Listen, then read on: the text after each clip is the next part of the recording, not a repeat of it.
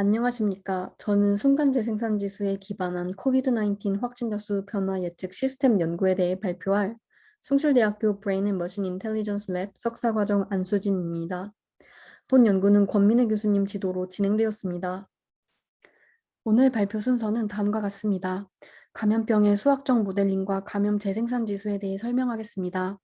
다음으로는 순간 재생산 지수 기반 코비드-19 11 확진자 수 예측 시스템에 대해 소개를 하고 시뮬레이션 결과에 대해 말씀드리겠습니다. 이후 본 연구를 통해서 얻은 결론과 퓨처웍스에 대해 말씀드리며 본 발표를 마치겠습니다. 현재 우리나라를 포함한 대부분의 국가는 백신을 포함한 약물적 중재와 거리두기 정책과 같은 비약물적 중재를 활용하여 방역의 효과를 극대화하고 있습니다. 거리두기 정책은 단계가 강화될수록 접촉의 빈도가 줄어들게 됩니다. 이러한 거리두기 정책의 단계를 결정하는 데 중요한 요소로 감염 재생산 지수가 있습니다. 감염 재생산 지수는 SIR 모델과 관련이 있습니다. SIR 모델은 병에 걸릴 수 있는 susceptible 상태와 infectious 상태, recovered 상태로 구성됩니다. susceptible 상태에서는 감염 상태의 개체와의 접촉을 통해 infectious 상태가 되며 이후 회복되거나 사망하게 되면 infectious 상태에서 recovered 상태가 됩니다. 여기서 베타는 transmission rate, 감마는 recovery rate 혹은 removal rate라고 합니다.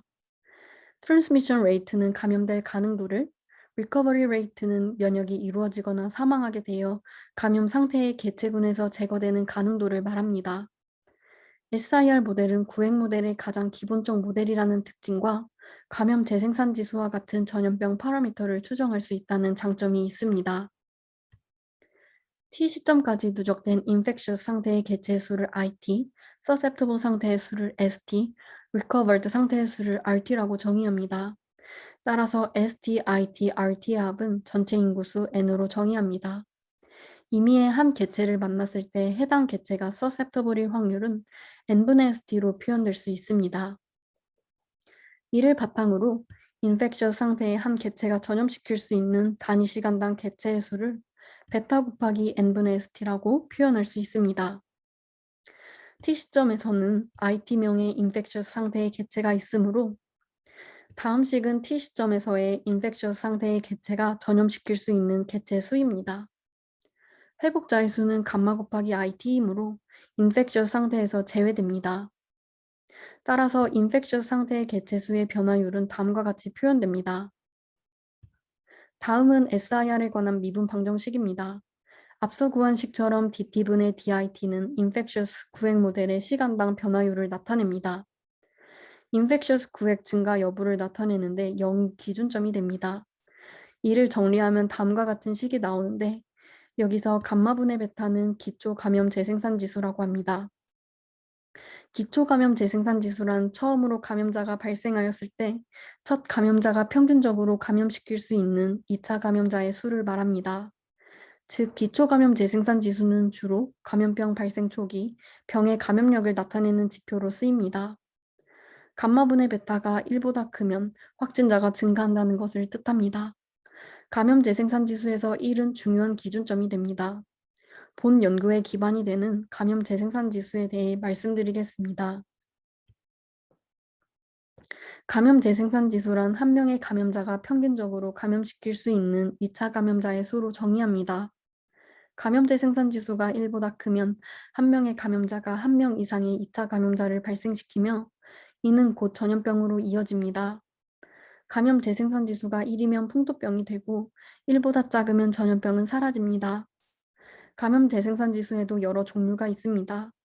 그중 순간 재생산 지수는 실시간 분석을 가능하게 하여 특정 시간의 감염 재생산 지수가 외부의 요인에 따라 어떻게 변화하는지 평가하는 데 쓰입니다. 본 연구에서는 안내꼬리 방법론을 사용하여 순간 재생산 지수를 추정하였습니다. RT는 확산의 시작일로부터 T번째 일의 순간 재생산 지수로 정의합니다. 여기서 T는 확산의 시작일로부터 T번째 일로 추정하고 IT는 확산의 시작일로부터 T번째 일의 확진자 수, WS는 S1이 지난 후인 현재의 감염성으로 표현됩니다. 감염성을 나타내기 위해서는 generation time, 즉 한 개인의 감염으로부터 그 개인에 의한 2차 감염까지의 시간을 알아야 하는데 잠복기나 무증상 감염으로 인해 감염 시점을 인지하기 어려워 증상 발현 시점의 간격을 이용한 serial interval을 사용하였습니다. 즉 serial interval은 감염자의 증상 발현일로부터 2차 피감염자의 증상 발현일까지의 기간을 나타냅니다. 본 연구에서는 serial interval을 WHO에 의해 평균 4.8, 표준 편차 2.31의 감마 분포를 따른다고 추정하였습니다. 따라서 본 연구에서는 실시간 의사결정을 가능하게 하는 순간 재생산 지수를 이용하여 예측 시스템을 제안하였습니다. 본 예측 시스템은 T를 기준으로 과거 타오일간의 순간 재생산 지수에 대해 K까지 적용 가능한 예측 방법을 고려하여 미래 D일에 대한 확진자 수를 추정하고자 하는 예측 시스템입니다. 본 시스템은 다음과 같이 A, B, C, D 4가지 부분으로 구성되어 있으며 다음 장에서 한 단계씩 설명하겠습니다. 가장 첫 단계에서는 확산의 시작일로부터 T번째 일의 순간 재생산 지수를 뜻하는 RT 값을 추정합니다. 확산의 시작일을 지정하여 과거 T일간의 확진자 수 데이터를 뽑은 뒤 확산의 시작일로부터 T번째 날까지의 확진자 수인 I0부터 T까지의 데이터를 저장하고 앞서 설명한 수식을 통해 순간 재생산 지수를 추정합니다. 본 예시는 우리나라 2차 대유행, 3차 대유행 시점에 해당하는 순간 감염 재생산 지수입니다. X축은 날짜이고 Y축은 순간 재생산 지수 값입니다. 추정 결과 같은 대유행이더라도 2차 대유행과 3차 대유행의 감염 재생산 지수의 양상은 다르다는 것을 알 수 있었고 이는 집단 감염이 많았던 2차 대유행과 산발적 감염이 많은 3차 대유행의 특성이 다르기 때문입니다. RT 플러스는 T번째 일 이후 미래의 순간 재생산 지수로 정의합니다. 이를 예측하는 대표적인 방법으로는 T로부터 과거 타오일간의 최소값, 중위값, 최대값을 이용하여 RT 플러스를 추정하는 방법이 있습니다. 이전 단계에서 과거 순간 재생산 지수 추정 과정을 통해 미래에는 어느 정도의 감염 수준이 이루어질지 예측하는 데 도움이 될 수 있습니다. 다양한 K가지 방법이 있지만 대표적인 예시로 전염병이 완화될 때를 가정한 경우에는 2차 대유행의 최소값을, 현재 감염 재생산 지수가 유지될 때는 14일의 중위값을, 전염병이 확산되는 경우에는 3차 대유행의 최대값을 이용하는 경우가 있습니다. 다음 레퍼런스는 다양한 방법론을 제시하고 있습니다.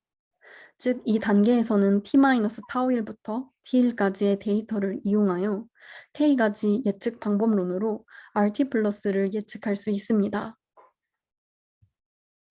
앞에서 추정한 미래의 순간 재생산 지수인 RT 플러스와 이미 알고 있는 WS, I0부터 T를 이용하면 T 플러스 1번째 일의 확진자 수인 IT 플러스 1이 나옵니다.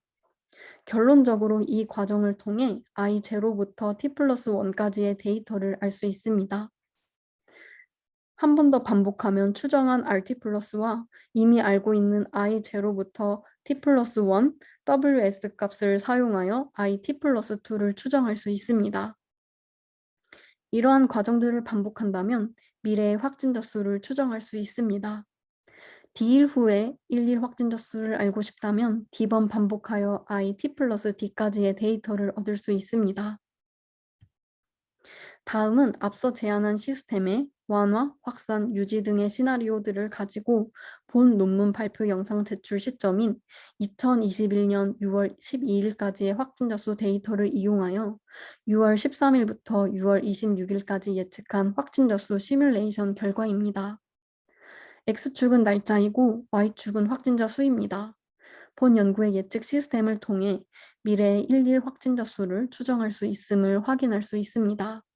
마지막으로 결론입니다. 본 연구는 과거의 11 확진자 수를 이용하여 순간 재생산 지수를 추정하고 미래의 확진자 수를 예측하는 시스템을 제안하였습니다. 본 연구의 예측 시스템은 단기 예측을 통해 유행 확산의 추이를 파악하고 정책 마련 등의 효율적 대비를 가능하게 합니다. 제안한 시스템은 상황에 따라 다양한 예측 방법을 가정하고 다른 감염병에도 적용할 수 있다는 장점이 있습니다. 퓨처웍스로는 백신, 격리와 같은 구획들을 고려해보고 현실을 반영하는 확률론적 모델을 포함시킬 예정입니다. 또한 GRU, LSTM 등을 사용하여 신뢰할 수 있는 감염제 생산 지수를 추정하는 것이 목표입니다. ICT와 융합한 연구 계획은 다음과 같습니다. 이동통신기기의 모빌리티 데이터를 반영한 전염병 모델을 제안하고자 합니다. 이 모델의 가장 기반이 되는 것이 본 논문에서 다룬 SIR 모델입니다. 연령대별로 인구 집단을 나누고 이동통신 데이터를 이용하여 연구를 할 계획입니다. 비슷하게 통신사에서는 전파 경로를 분석하여 감염병 위험 지역을 예측하고 IoT와 융합하여 감염병의 조기 진단에 대해 연구하고 있습니다. 감염병과 ICT의 융합을 통해 ICT의 기술로 현존하는 감염병 확산을 낮추고 미래에 다가올 감염병에 효율적으로 대응할 수 있도록 본 연구를 확장하고자 합니다. 이상으로 순간 감염 재생산 지수 기반한 COVID-19 확진자 수 변화 예측 시스템 연구에 대해 발표를 마치겠습니다. 감사합니다.